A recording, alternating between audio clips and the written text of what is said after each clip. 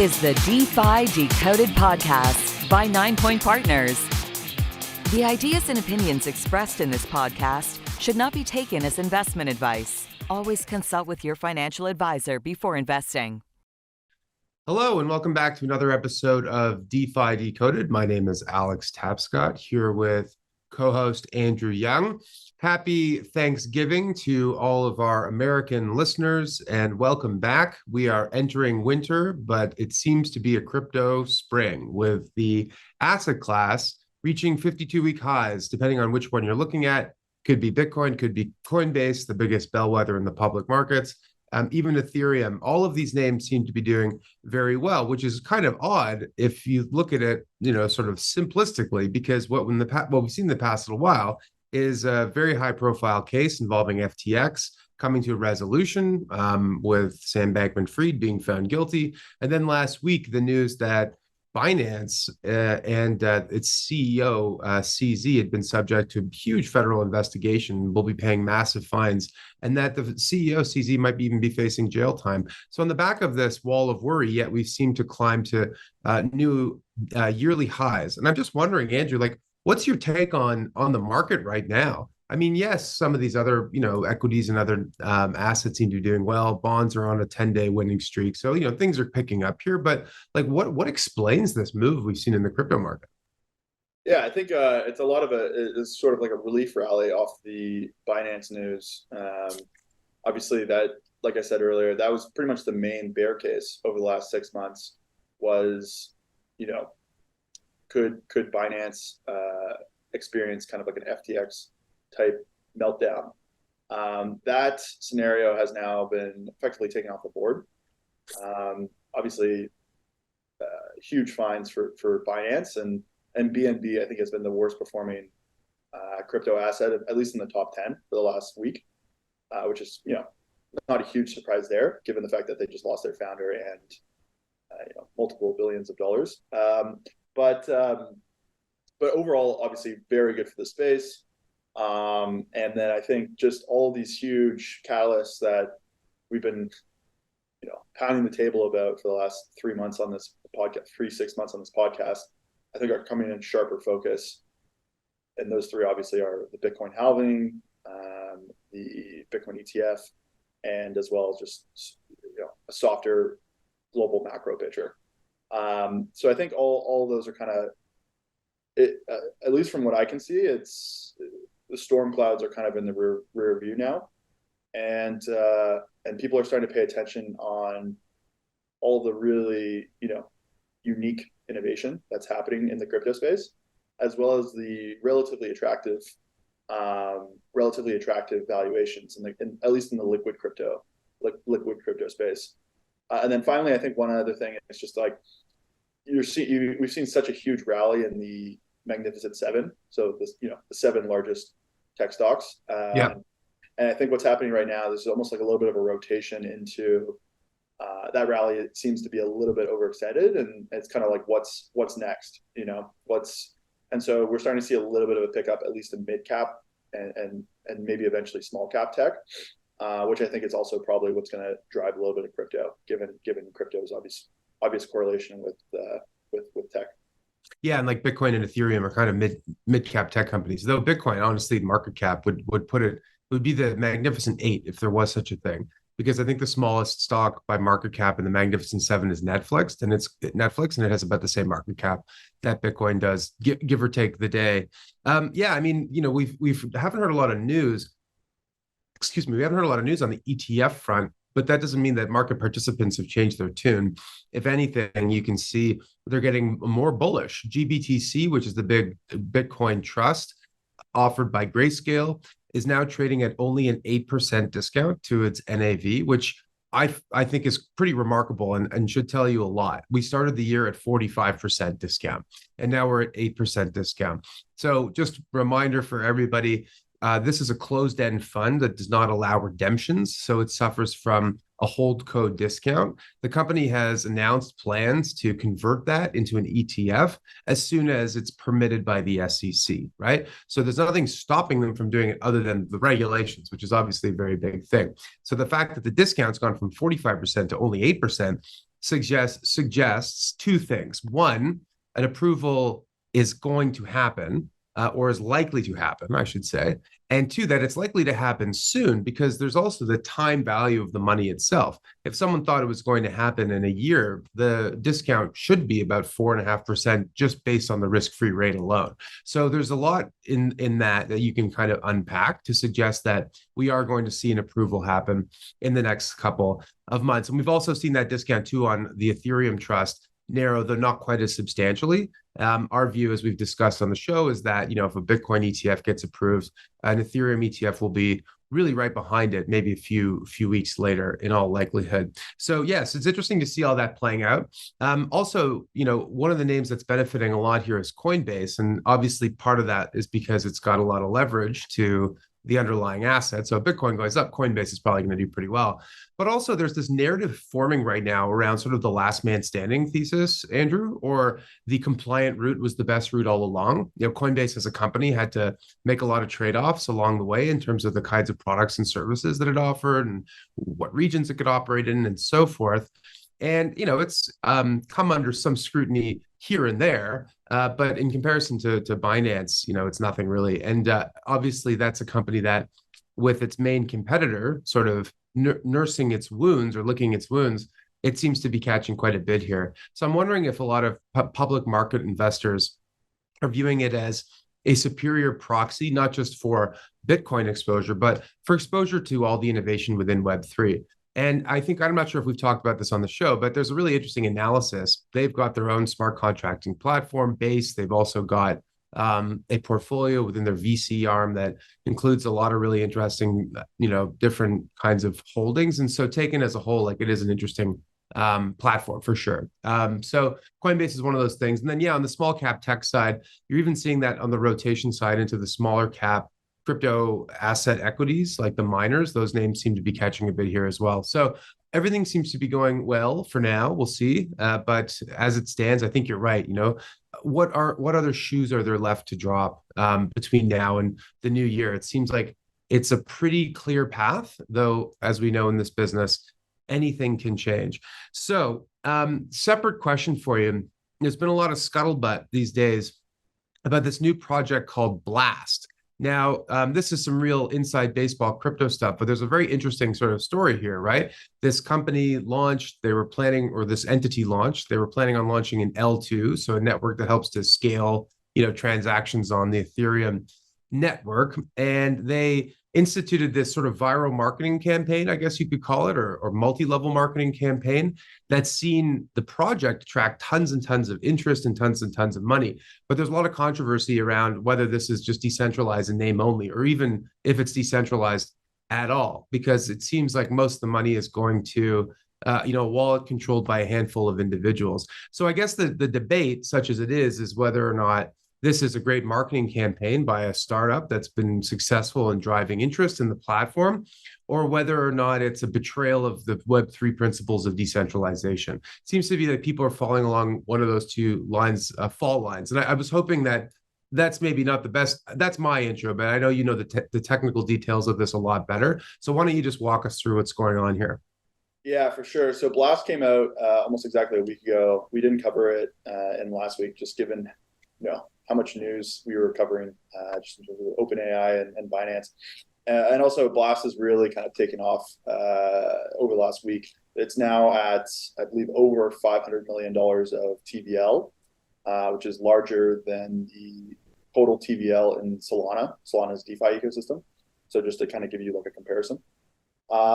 So Blast, essentially what it is the core like technical innovation is that they've created, or I should say, they're planning on launching a new layer 2. So layer 2s, I mean, we've covered it a lot in the space, obviously. It's kind of like chains on top of L1s. And so what they're doing is they're launching their own L2. And the idea is you can actually earn yield just by depositing your assets onto this L2. So to sort of take a step back, with other L2s, you bridge USDC or you bridge ETH onto the L2, and then you can use the USDC or ETH on this L2 to like different DeFi stuff and earn yield that way. What they're doing, which is a bit unique, is when you bridge ETH or USDC, they actually stake that ETH for you and earn the sort of like 4 to 5% annual staking yield from staking ETH.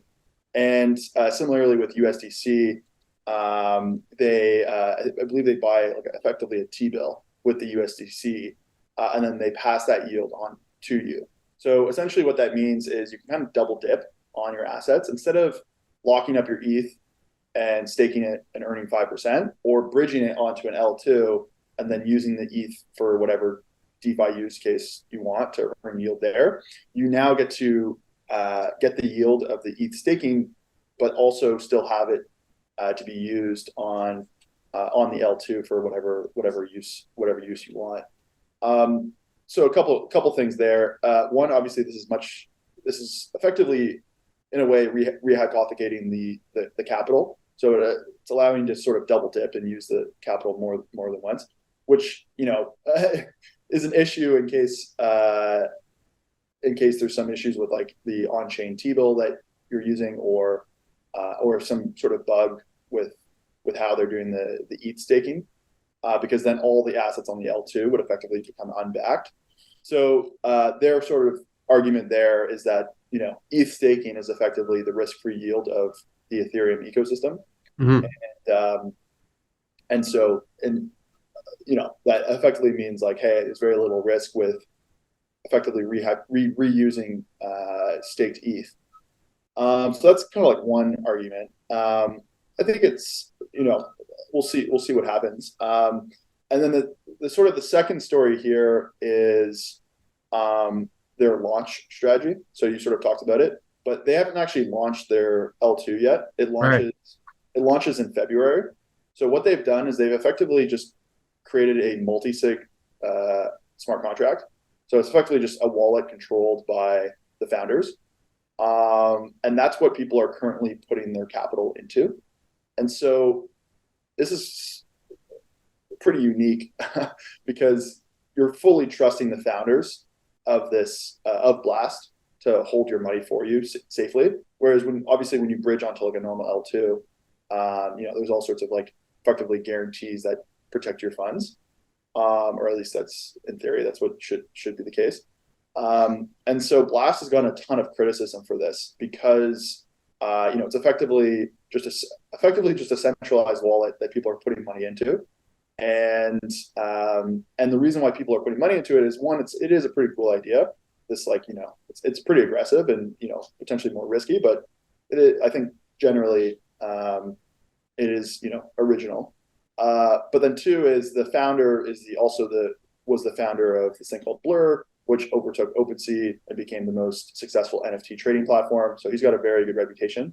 And then second is the main fund in their sort of $20 million round that they announced at the same time is Paradigm, which is sort of seen as the gold standard of crypto funds.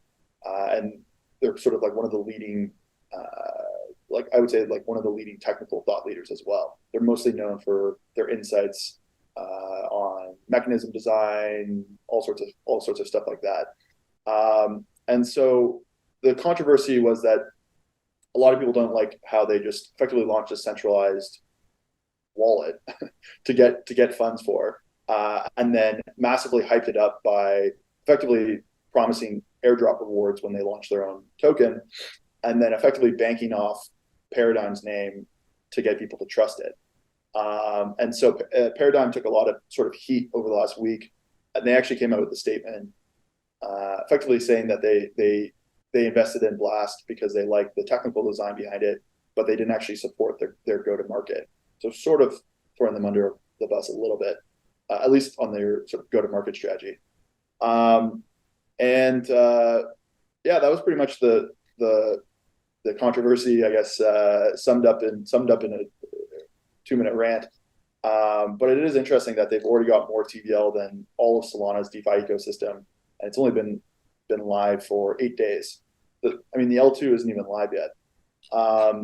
So it does go to show. Like, I think that I think it's an interesting story. So, like, devil's advocate, you're a startup, you launch a marketing campaign, that allows you to instantly become larger and more successful than a lot of other well-established peers. And in any other context, that is viewed as a success, I think. But in Web3, it's not viewed as a unalloyed success because it seems that you're trading some of the basic benefits of blockchains, which is that they're trustless, in exchange for some kind of convenience or special rewards. Like, to me, that strikes me as sort of like the issue that is at essence here, the essence of the issue. And it's an interesting thing. I think in the past we've talked about, or I've talked about, in how this industry there are missionaries, mercenaries, and pragmatists. And I think that there have been a lot of mercenaries who see an opportunity to make a buck and get involved to do so. And then there are the missionaries who believe about, in a certain sort of sense of purity of mission. And then there are the pragmatists who are trying to figure out how to give the people what they want, but also to grow new platforms and services and maybe access new people and users of Web3. And I'm not sure how I come down on this. I mean, I think ultimately, if a wallet controlled by a handful of people using a bunch of what seems like, not sleazy is the wrong word, but maybe kind of aggressive marketing tactics in order to drive TVL is something that does not sit very well with me. But on the other hand, it's like it's been successful. So it strikes me as like an example of one of those projects that does divide people, and that we can debate, the merits of their strategy, right? Yeah, and I think not to go too off topic here, but it's somewhat similar arguments happening actually in the Cosmos ecosystem. From what I can see, it looks like there may be an upcoming fork in the Cosmos community between sort of, I guess, what Cosmos is right now and sort of the vision that Jay Kwan has, who is obviously kind of like the original founder. I'm not sure if you've been paying attention to that as well. It seems like it's kind of just like a discussion and or threat from what I can see so far. Well, the basis of it is that, so first of all, like the Cosmos ecosystem to me is very different from this example of Blast, because like with Blast, it's, a handful of people trading on their reputation, right? The guy who created Blur, being able to draw all this money into an environment where he and his collaborators or partners are acting as a trusted custodian. Cosmos is like the most decentralized project, which is one of its great strengths, but it's also a source of weakness in the sense that it's also sometimes feels a little bit chaotic and disorganized. So the Cosmos ecosystem, to their credit, is constantly voting on different kinds of governance proposals for the network. The most recent proposal in this contentious issue is the fact that there was a proposal, an EIP or whatever it's called in the Cosmos ecosystem, to basically reduce the inflation rate of the network from 20% to 10%. Now, it's not actually 20 to 10 because it's the current rate of inflation is around 8%, but they only pay people who stake any yield, right? So if you've got 40% participation, 8% is actually closer to like 20, right? You understand the math? So basically, the proposal was to cut the inflation rate. The idea is, less dilution, number go up, basically. And there's lots of other components to that, but let's just stick with that for now.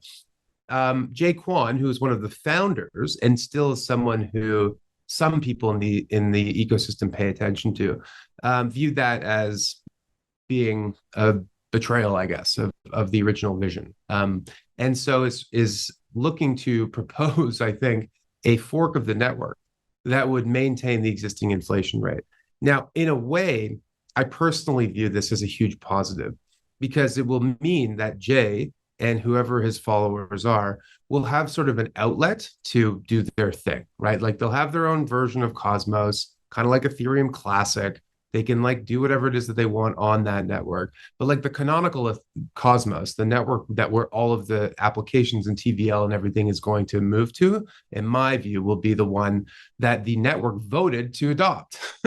And so that's the network that's going to become the network. and the dissension or the disagreement that exists in the network can find a healthier outlet, because there will be two chains basically. And then who knows? I mean, may the best chain win, right? I mean, we've seen this play out with Bitcoin and Bitcoin Cash and Bitcoin SV. We've seen it play out with Ethereum, Ethereum Classic. Like, so let's have Cosmos and Cosmos, whatever, Cosmos Quan, and Cosmos Quan can do its thing, and we'll see how it goes. Yeah, I guess the reason why I sort of brought this up was my understanding, again, I'm not obviously as deep into the woods as the Cosmos sort of ecosystem as you are, is that the Cosmos Quan clan was more focused on sort of decentralization, whereas I guess and one of their criticisms was I guess some of their more like commercial or like I don't even like enterprise or adoption sort of mindset of like the sort of main Cosmos team, and just some of the criticism of having like informal systems and helping new chains launch and things like that. Whereas I thought the Cosmos Quan side, very similar to kind of like the Ethereum Classic, was more kind of like decentralization maxis to a certain extent. I could be wrong on that sort of framing, I guess. Because that was kind of obviously the framing between Ethereum and Ethereum Classic. Ethereum, was willing to sort of fork out the DAO, which effectively was better for mainstream adoption and kind of giving the people what they actually want. Whereas Ethereum Classic was more about just decentralization maxi. I think that's part of it. I think it's mostly just that there's a person, Jay, who's a founder, who disagrees with a lot of what other people in the ecosystem are doing. For his reasons, and some of those reasons defy comprehension, in my opinion. And maybe now he has a way to express his frustration and fulfill his vision with this other chain. Like, I think that's all there really is to it. Like, I wouldn't get too deep into the rationale or deep meaning of this. I think it's more just a schism between a person and the rest of the community, in my view. So we'll see how that one plays out. But that,